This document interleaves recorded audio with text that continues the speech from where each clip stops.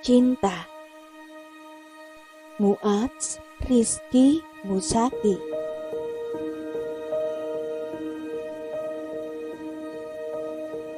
Hari ini genap 1 tahun aku menyimpan perasaanku pada seseorang. Oh iya, namaku Anto. Aku seorang mahasiswa jurusan akuntansi di sebuah perguruan tinggi di Indonesia. Suatu hari, seperti pada jurusan lainnya, jurusan akuntansi tak luput dari sebuah acara yang biasa kami sebut makrab atau malam keakraban. Acara itu mempertemukan para senior sebuah jurusan kepada para juniornya. Dan disitulah awal aku bertemu dengan seseorang itu. Ya, wanita itu seniorku. Dia anak yang manis. Jadi wajar bila beberapa seniorku mengharapkan balasan cintanya. Saat pertama kami bertemu, tak pernah terpikirkan untuk mencoba mengikuti jejak beberapa seniorku untuk mengharapkan cintanya. Waktu itu aku hanya melihatnya sama seperti yang lain. Tidak ada yang istimewa. Meski harus kuakui bahwa wajahnya memang sangat manis dan menarik sebuah perhatian. Sebelum makrab dimulai, setiap junior diberikan sebuah kelompok yang dipertanggungjawabkan kepada satu orang senior yang biasa disebut korkel atau koordinator kelompok.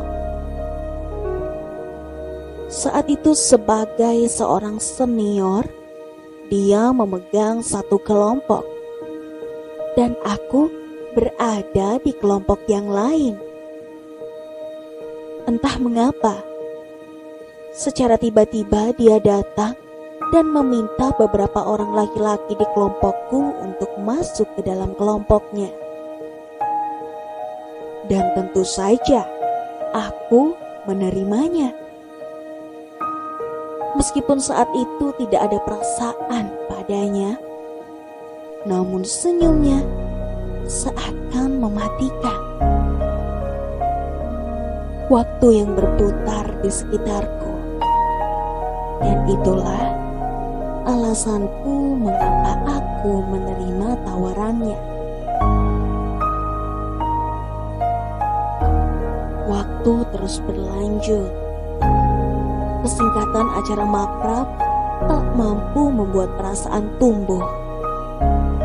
Hingga akhirnya kami berjalan masing-masing.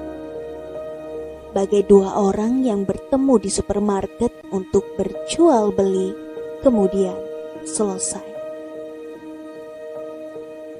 Hingga suatu hari aku sadar ada yang salah dari sikapku. Ya, bodoh.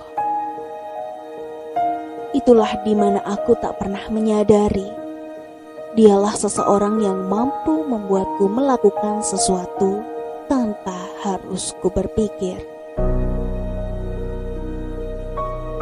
Tersadar akan kebodohan yang telah aku lakukan, aku tak ingin mengulangi kebodohan-kebodohan yang lain.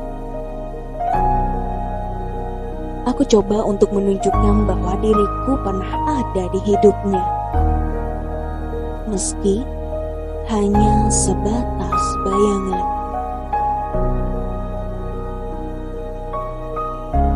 Tanpa berpikir, aku coba titipkan sebuah salam kepada seorang teman untuk disampaikan kepadanya.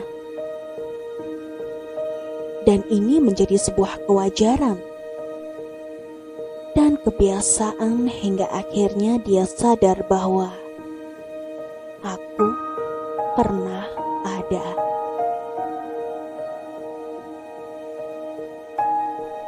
Semakin dekat jarak di antara kita. Lewat jejaring sosial, kami gambarkan sisi dari diri kami. Berbagi cerita, tuangkan masalah, hingga akhirnya aku berpikir hanya dia satu-satunya tempatku paling nyaman untuk berikan sebuah penyelesaian dari sebuah masalahku. Kami menyukai permainan. Kami bertaruh untuk setiap hal, seperti siapa yang lebih lama saat mandi, siapa yang lebih banyak hafal sebuah iklan, dan kami bertaruh akan banyak hal. Lucunya, kami tak pernah seakrab di jejaring sosial saat di dunia nyata. Bahkan, hanya untuk sebuah nomor telepon genggamnya harus kami lakukan dengan bertaruh. Dan rambutku yang menjadi taruhannya. Dalam 2 hari, aku harus mengumpulkan 200 SMS dari seluruh temanku satu jurusan untuk memberikan semangat kepadanya. Sulit? Sangat. Itu sangat sulit. Tapi bukan dia namanya kalau tidak bisa membuatku bertindak tanpa berpikir.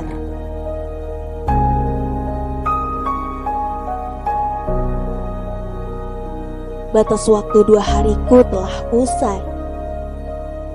Hanya separuh yang mampu aku kumpulkan, dan itu berarti aku kalah dalam pertaruhan ini. Yap, rambutku melayang. Nomornya pun tak kunjung kudapatkan. Pertaruhan itu bukan akhir. Kami menjadi jauh lebih dekat. Bahkan, tidak jarang seniorku yang lain merasa mendapat saingan baru. Karena menurut ceritanya padaku, tidak semua yang mendekatinya mendapat perlakuan sama sepertiku.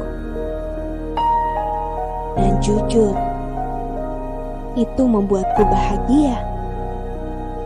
Hingga akhirnya ku dapatkan nomornya, meski dari seorang temanku dan bukan dari dirinya. Dan inilah yang menjadi titik balik ceritaku. Aku mengerti.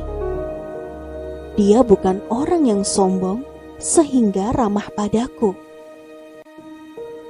Dia berbagi cerita karena aku teman baiknya, bukan karena perasaan,